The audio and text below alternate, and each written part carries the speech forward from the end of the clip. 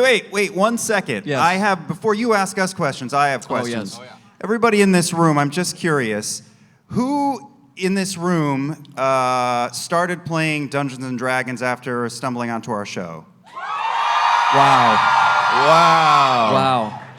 That's fantastic. That's amazing. Welcome. One of us. Up first, please tell us your name. We can kind of see you. My name's Jake. I'm here from Seattle. Hey, Jake. My question is for Sam. In preparation for your debuts of your I Hate Matt shirts, where do you get your inspiration from? Do you just go to Twitter and see what people tweeted at you, or do you have a process? You know... Do you have a process? Do I have a process? Yeah, let us into your creative process, Sam. I let the master himself inspire me. Every Thursday night, Matt gives us an array of. It's like the dodecahedron. We can see all of the possibilities, all of the threads of fate, all of the terrible, terrible faces that could be on a shirt. And there are alternate universes where I have all of them on a shirt. But no, I also let people tweeting at me sort of guide that, because you guys have the. It's not me, Matt. It's them. You guys have the best taste. You guys have the best taste. So please keep sending me, and also tag him in it. Just these awful pictures of Matt. Thank you for that great question. I will say, it certainly keeps me humble. Oh man, first question, so much deep lore. I know, we're getting like a real peek behind the scenes. Oh, there's a light. Hey, what's your name? My name's Mike from Puyallup, Washington. Hey, Mike. More than I thought. My question is for Liam O'Brien. Yes, sir. I am wondering, of all the character classes you could choose, not saying that Caleb is going anywhere, I want to know, is there a class you would never want to play? Yeah, but first of all, Caleb is very sturdy. He's going to be fine. Oh yeah. 25 AC, for sure. Someone give me a ring of protection, please. I'm begging you. I'm begging you. You know, I don't think I will ever, as long as I live, touch a bard.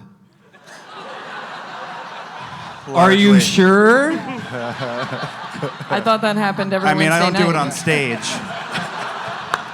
That's not true either. I don't know. I may have to homebrew a College of Tragedy just to make it fit the theme. Shakespeare Bard! I'm legitimately writing that down. It's mine. None of you take it. I'm actually writing it down. Oh no. Okay. Oh no. You guys are I'm so watching into the this. birth. You're watching the birth of something terrible. He travels around with 10 ethereal violins that just wail behind him. Just sing sad songs. Yeah, all he plays is the Reigns of Casimir or whatever. Ah, man, we're eating. What's your name? My name's Jennifer, and I'm from Bremerton. But my question is for Matt. What started out seemingly as a lark on let's put our basement game of D&D on the internet, do you know how many D&D live-action roleplay podcasts you've inspired? I genuinely don't. The immensity of what you guys have become as a community and as just the gaming-centric world out there is still something I'm learning, and it's incredible. And this is my usual state day to day now. It's just, but that's wonderful to know that it's inspired other people. Absolutely. I mean, that if I've done anything good in my life, hopefully it's inspired people to do more good. So. Thank you. That's very true. Your costume's amazing. Every once in a while, we will find a D&D stream on Twitch that, you know, may not be a lot of people watching, and all of us will get in the chat We'll jump at the same in time and rate it. and start. It's fun to watch people freak out a little bit. Yeah, the first 2 minutes of no, Marisha, What? No. Sam. Yeah. Oh, you had a great outfit. What's your name? Hi, I go by Cold Sculptor 1 online. Oh, you're the one who took that. Okay. Yeah. What's your question? But what is your real name? Sorry, no. So my question is for Taliesin. Okay, we've reached the point now where Molly has been gone for more episodes than he's been present. Does it feel that way to you, or is it like he's still traveling with the Mighty Nein? I probably have I have a conversation about Molly with someone at least once a week. So, and not just because I'm still trying to remember how to do that accent because it was so hard to learn. I was so bad at it for so long. Depending on who you talk to, was bad at it for quite a while after. It's fantasy accent. It's not actually Irish. It's a lot to process, and I will admit, and I hope, and Matt's kind, and I assume so, is that there was a little bit of a lore drop that I gave him that I'm sure he threaded into a bunch of stuff that I'm really hoping to get to even now. No, if we wander into the right place in the right time, there's still stuff around, but it's I will say I am loving Clay though, at least. So I was a little worried. Thank you though. Finally a healer. Who's next? I think we have time for one more question. You know what? He's kind of telling the truth. So. Battle Mercy forever. What's your name? Hi, my name is Kathleen. My question is for Matt. So, as a DM, what is your favorite thing that you've ever given to the players, and why is it like your favorite thing that you've seen them use? And why is it the Boots of Haste? In reference to specific like magical items? Magical items, or just something they used in a really creative way that you weren't expecting. Ooh, interesting. Oh man. I'm like having to like tear over so many games and like trying to pick a moment. A movable rod in a dragon's intestines? That is probably it. I would say utilizing the immovable rod in the inside of a black dragon after a hastily thought out attempt at a dimension door inside of its body was pretty brilliant. And let this be an example of what it's like being a dungeon master in that moment, is going, okay, well, now I have to decide the tensile strength of the intestinal lining of an ancient black dragon, which will have a stronger than younger dragons, versus the specified force and pressure that be placed upon an immovable rod and a lot. You guys did this to me. That was pretty great. And once again, like, weapons are great, extra damage is great. There are so many wonderful, wondrous items and strange magical items that you can throw into a campaign that you're not sure how it'll be useful, but the fun is watching the players find moments where things like that can happen. So think of weird things you can throw at them and be like, I don't know what it does, have fun. Thanks for the love potion, by the way. That was fun. That's another example of this can only lead to badness. I almost used the tree last night before I finished reading the card. I was going to use the tree to when Yasha ran up, I was going to drop the tree and watch her skyrocket up. Oh, that would have been great. Except it doesn't work indoors. Yeah. Good question. Something to do with doors always seems to find its way to you guys. Megan! Hello! Hi. Hi. I have a question. It's going to be just simple. All of you. What is the best and worst spell or attack you ever used or done? Okay, we're best and worst spell or attack. I thought the explosive arrow was pretty cool until I used it. Not fun, not good, bad. Did we learn something? Yeah. Okay. Yeah. That's the important thing. Yeah. I think my best or favorite would be just Meteor Swarm. Next round, Meteor Swarm. Being able to do those back to back was really fun. Worst, just from my perspective, ability-wise, Stunning Strike.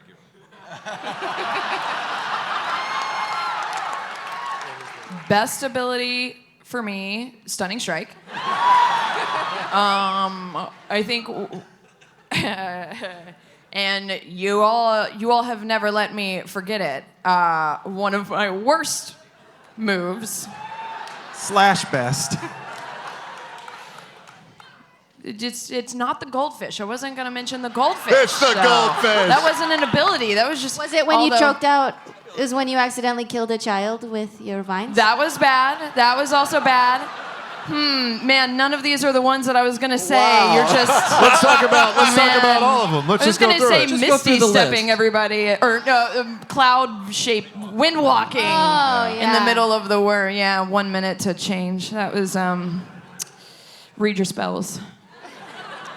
Worst for me was using, I think it was the Cloak of the Mountebank to teleport and press that open door button that turned out to be an acid on button.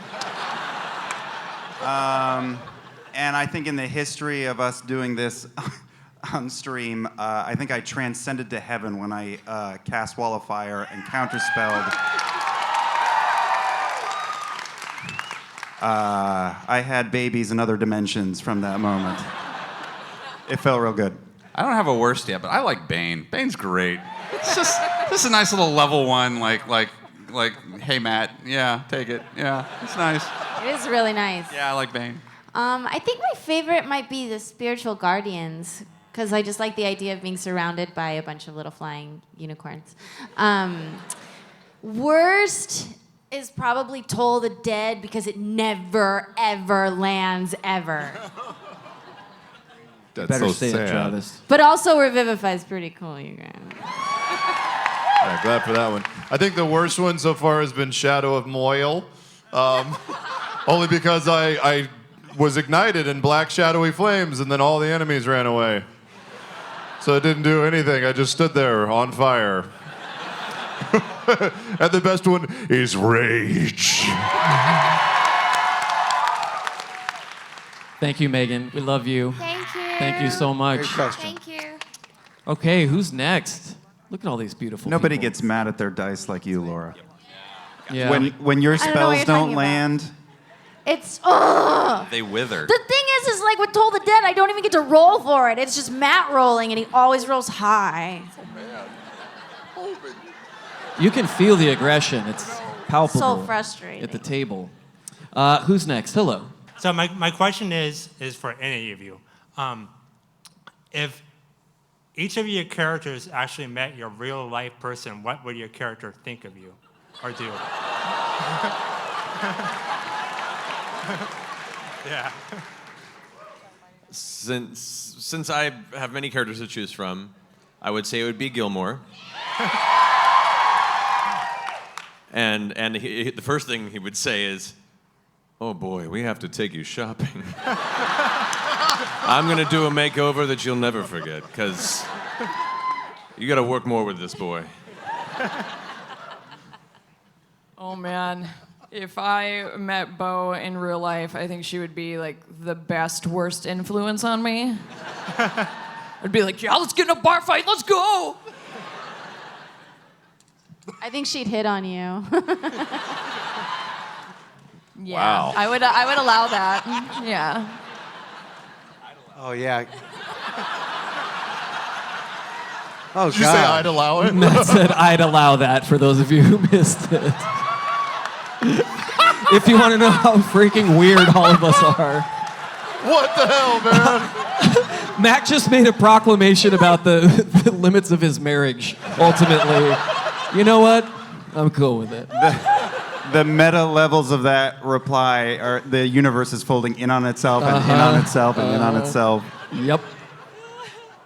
Same. I feel like Not would probably just steal from me.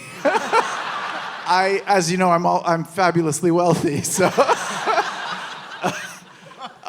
so Not would probably just pick my pocket, maybe stab me in the back, and I wouldn't even see it happen. And Scanlan may also hit on me. Yeah. Would they just both be on like one leg and then on the other leg, like stabbing and humping at the same time? I'm not going to say that I need to see fan art of that. Go. But Travis is. Liam. I think Vax would hit on me and I would allow it. And Caleb would just say, oh, you have a loving family and you didn't kill any of them. You're so lucky. Jesus. I think Percy would be very polite and then forget I existed in about 10 minutes. That's easy. Caduceus likes everybody, so it's practically, I think he'd love me and forget I existed in 10 minutes. And then Molly would rob me and pick my pocket, but he'd give a good butt squeeze on the way out, and then I'd be like, I am broke now. Yeah. Worth it. Worth it. Oh gosh. I feel like me and Jester would get along really well for about 15 minutes. And then I would be like, please stop, just stop. That's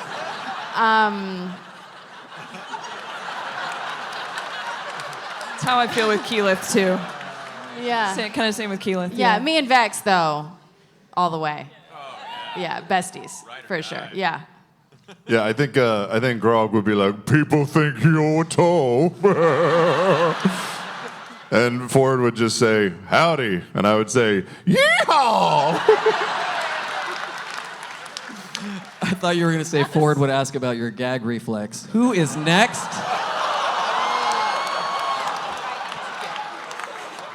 Good morning. Matt, is that what you were talking about read the room? I'm still unfamiliar with the... What's your name? Hi there, I'm Julia from Seattle. I have a question for Liam and Laura.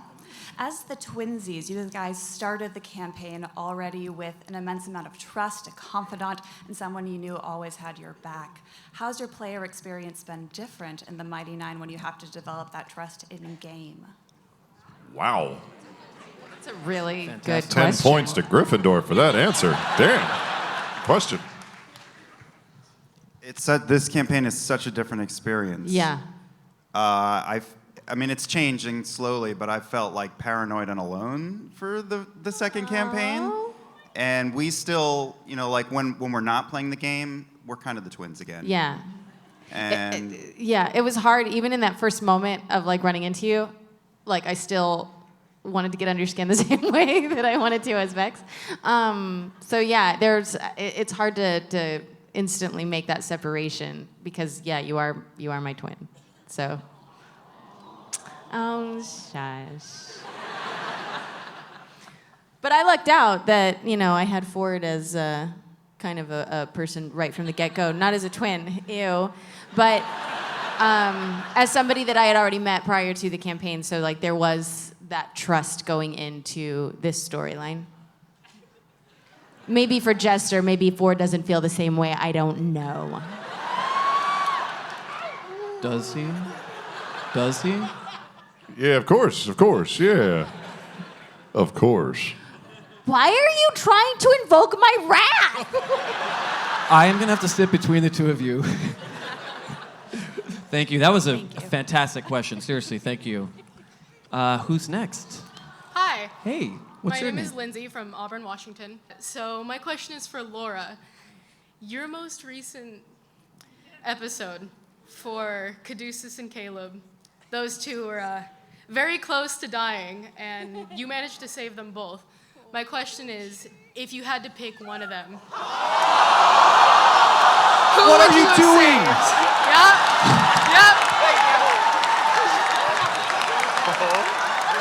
Dropping the I'm sorry for Sophie's putting you on the spot. I wanted You're to about know. to start years. Oh, I know. Years of stuff. I can't wait to figure it out. I'm so excited. red meat. Thank you. Great Loki cosplay, wow. Well, here's the thing. Yes. And I would have saved Caduceus. Oh. But he's also a healer. So I know But that you're if also a healer, if too. I got Caduceus up, if I only had one revivify, which I did, then I would have woken up Caduceus and Yeah. hoped that he would have been able to wake up Caleb. Always go for the cleric first. Yeah. But also, Caleb's real stinky and it's Also, just terrible. he kind of smells a little bit, and he also unleashed a fireball at us, so I might have been a little bit still angry about it. No big deal. Also, Talison's already died once, so. I know, it just seemed not It's only fair. fair, really, at Yeah, that point. Yeah. Yes, it's finally time for one of my characters to die.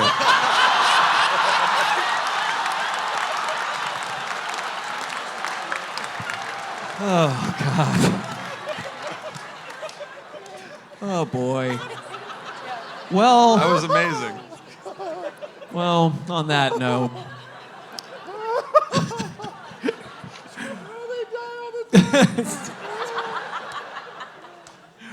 The funny thing is Taliesin, it's the irony that Taliesin has lived for millennia in real life, but in the game, he can't quite figure it out. It's weird on paper, man. I don't know. Yeah, I understand. What's your name? Hi, I'm Candy from Hillsboro, Oregon. My question is for Matt. When you were helping develop characters, helping characters develop their backstories, do you have any tips for DMs who are working on that? Our family game that we play once a month with our kids. My husband's working on that now. Oh, amazing. A few things. One, not every story requires backstory. Sometimes some people like to create characters and find their story as they go along and work with you.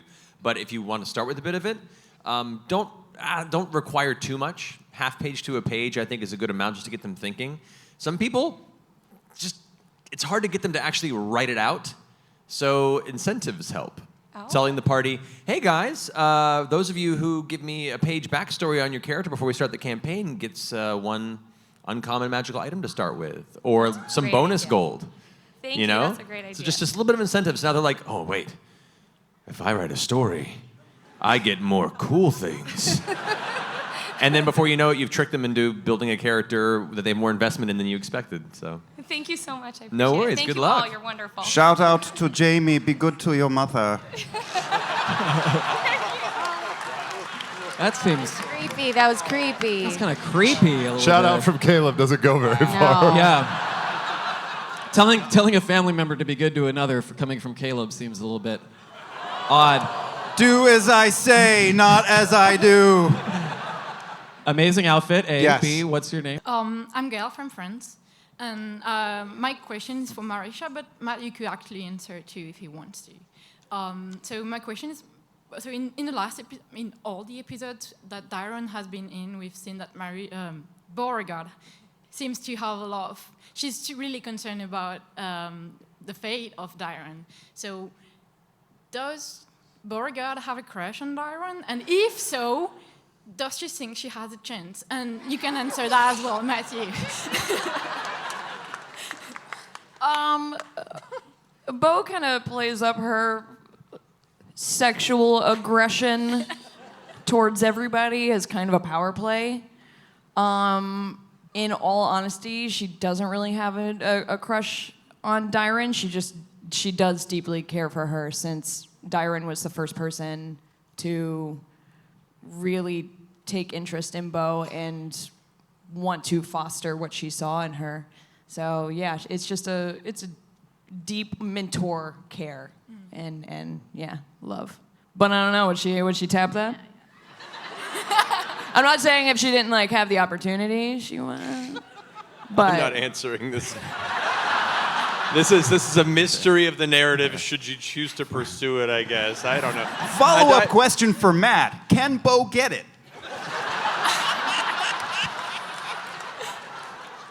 Dyron has a lot on their plate right now. So you're saying there's a chance? Who knows? Things happen in the world in ways you don't expect. I don't know. I don't know. I hadn't thought about that. This isn't an aspect of the narrative. This is part of the organic thing that happens in storytelling. We'll see. You should just know, Matt, every NPC you throw at us, we're going to try to bone them. Apparently! It's time to get a shipping binder, Matt. A separate binder for just ships. This is right in the life theme now. song. Take a chance, roll the dice. Oh, that's what Thank that you. meant. Thank you very much. Thank you. Sam will win the campaign. Oh, Sam will win the campaign? Oh, president of D&D Beyond? Okay, let's see by show of applause and noise. If you would vote for Sam to be president of D&D Beyond, let's hear it. Okay. Liam O'Brien, let's hear it. That is not what I was expecting. Yeah, Ooh, that's really close. This is Too a blue close. state. Too close to call. You know, I play more to the guys. I feel like there's a lot of campaign left. There's a lot of time on the clock. Put your hand, politician hand. Do this. Will there be a write-in category on the ballot? I hope not. I will pay you all to vote for me. Oh, come on. Liam, any rebuttal to that? No matter who wins or loses. Wow. Oh, boy. Here we go. You can still get it. Oh. Wow. We'll be fine.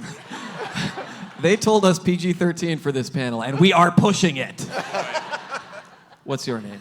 I'm Katie. I'm from Auburn. A couple years ago, I ran 2 Tumblr blogs that posted the same pictures of Matt and Liam every single day. Yes. The one of Matt pointing and Liam laying back across the table. So my question for all of you is, if the Mighty Nein were to play a Dungeons & Dragons game, who would they play? Like, what class and race would they play, and who would DM? That's a good question. Caleb is the smartest, so he should DM. But you know what? Caleb would be one of those DMs that just kills all the players all the time. But he's really good with accents, so he would bring the world to life. I kind of feel like Jester would want to DM. Jester would want to DM. I really. Oh yeah. I think she's already got like 1,000 worlds circulating in her brain all the time, so it'd be nice Her to get it maps out. would be amazing and phallic. All of them. Every single one of them. Every single monster would probably just have a giant penis. I think Bo.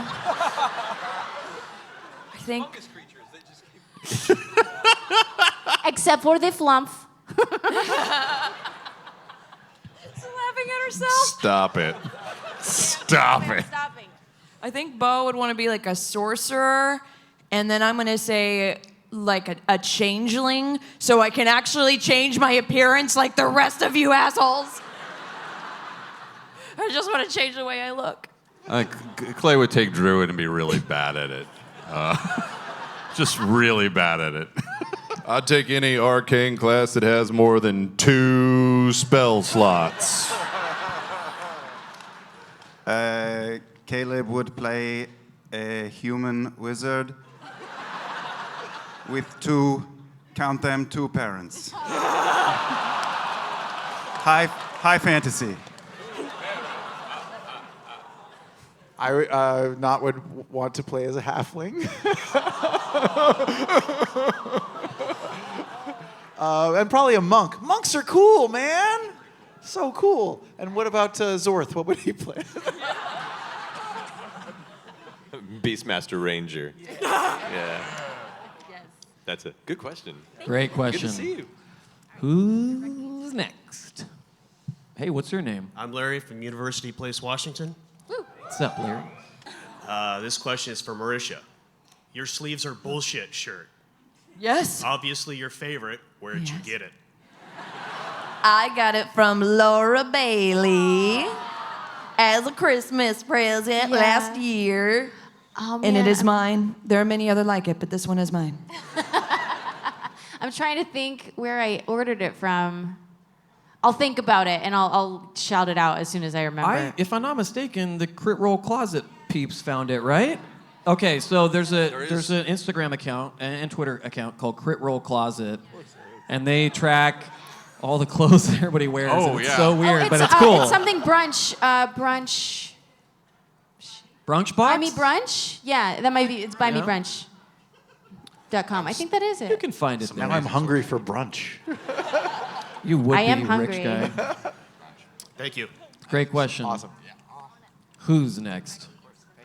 For Travis and possibly Matt, is Fjord not from Exandria? Is he a space alien?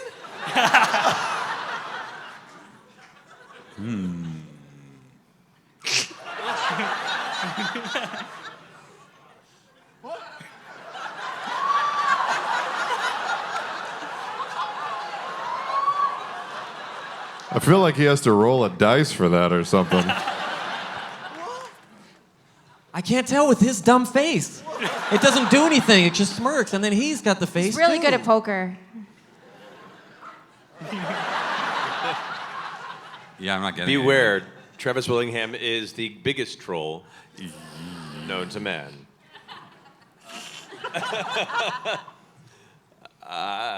Travis, you want to answer the question? I don't know, friend.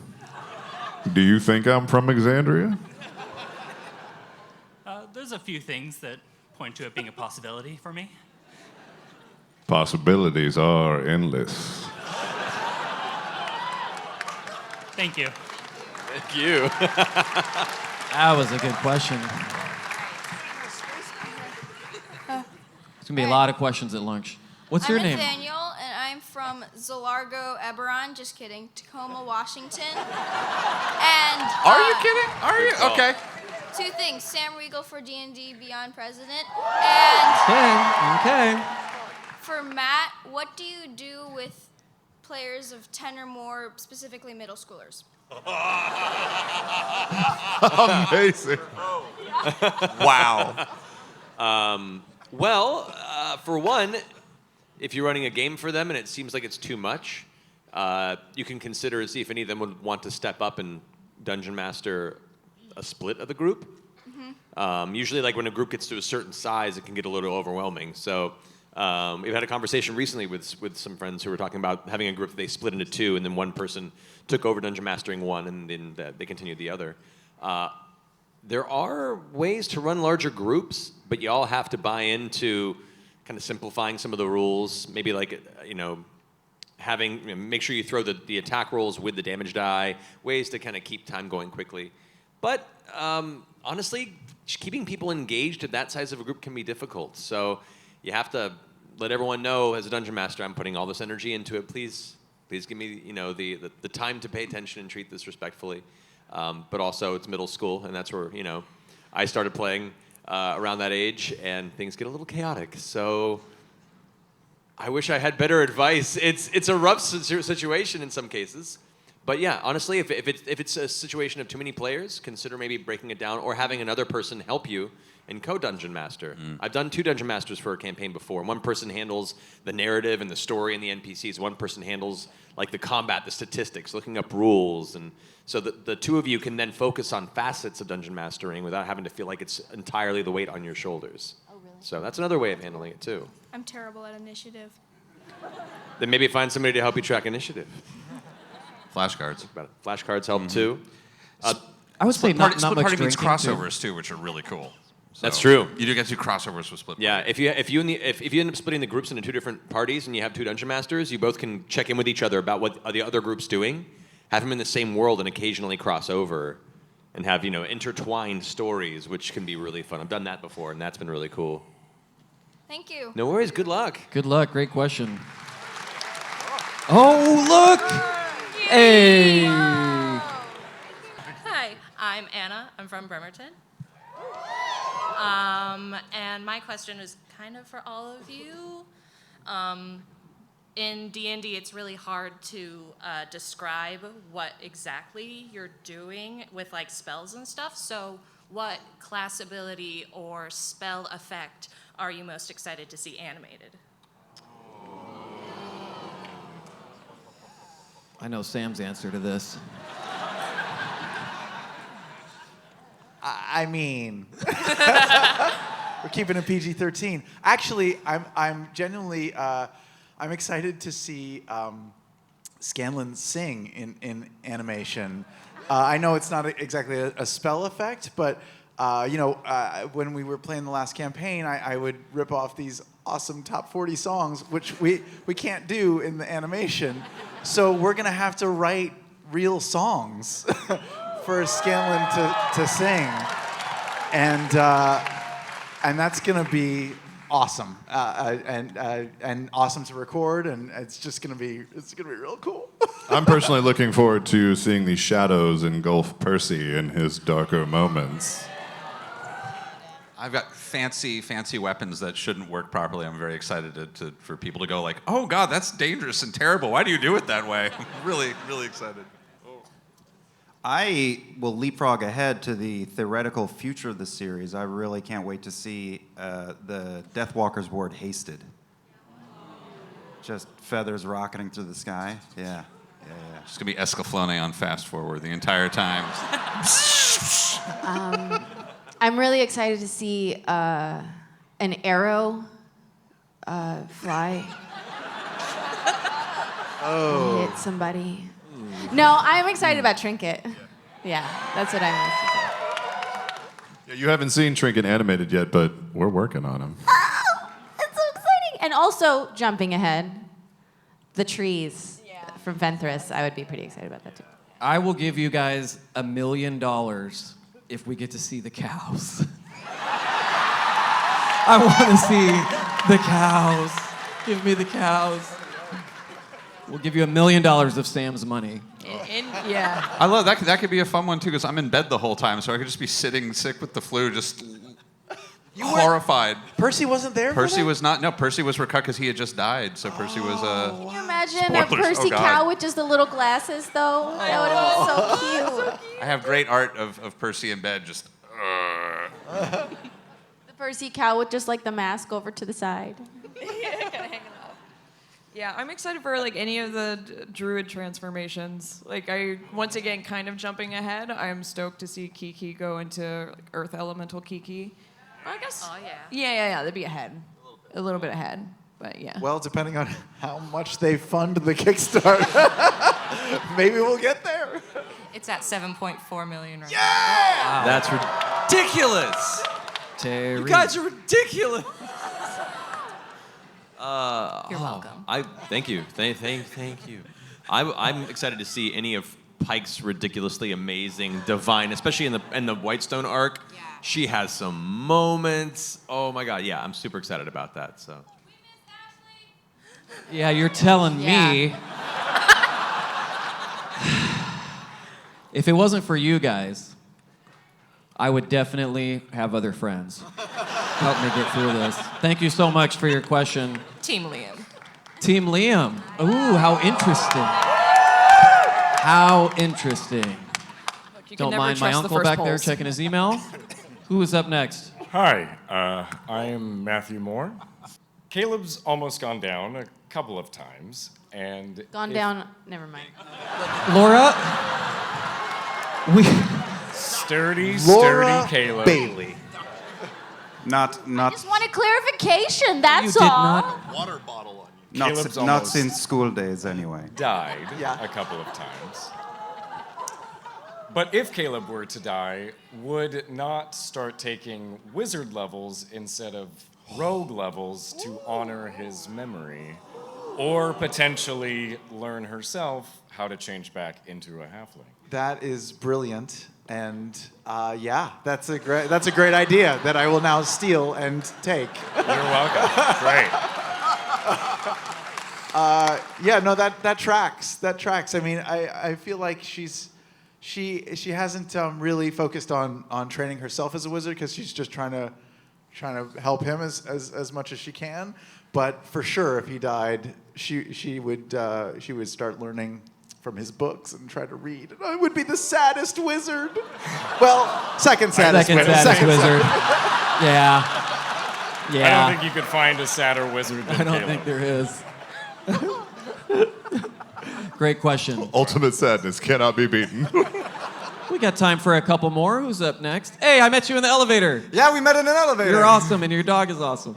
So my question is for anyone who would like to chime in on this, because you've all done an amazing job in the DM seats, and I love the one-shots so very much, and Matt, you're phenomenal. Molly's Circus was such a unique way to jump into campaign 2. I was wondering if any of you had like a favorite way to start a new game, to start a new session. I've recently been DMing, and I like the masquerade ball to start off a new campaign. I was wondering if you guys had a go-to. I haven't been doing it long enough to have a go-to, but I kind of wanted to do a campaign or a one-shot with you guys that involved like an actual like physical treasure hunt first, like where we go in the parking lot and try to find. Where are Sam's stuff? keys? Oh. Yeah, I dropped my contact lens somewhere. No. Man, yeah. For me, it's trying to come up with different ones. I don't say I have a go-to because I try and change it up each time. You know, like I've done the everyone in a tavern meets and the bar brawl breaks out. You know, I've done the town is under attack by demons. You know, then the first 5 minutes, the Breath of Fire 2 technique. I got some old school gamers out there. The circus was one that I've hoped would be an interesting take. I'm reticent to say because you might see them someday. Awesome. Ooh, that's interesting. Anybody else? Only that I've seen some interesting variations on the barroom brawl, but I also like everyone locked in a room for some reason.